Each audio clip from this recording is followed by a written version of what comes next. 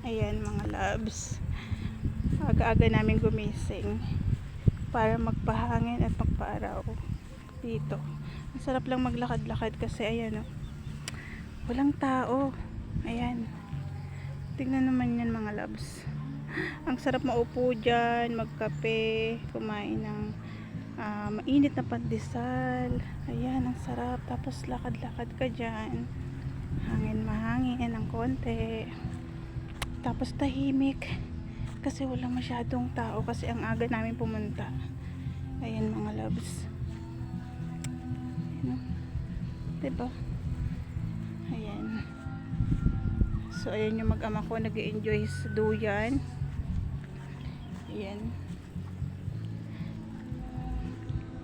ganda ng tanawin, grabe. Tignan nyo naman pag nakaupo kayo dyan, yan yung matatanaw nyo. Ayan, mountain view, at yung paligid niya is green na green talaga. Ayan, oh. Tapos ang daming puno. Ayan, kaya napakasarap at sariwa ng hangin kasi ang daming puno. O diba? Ayan. Ayan si Ate Pia, napagod sa paglalaro. Upo muna.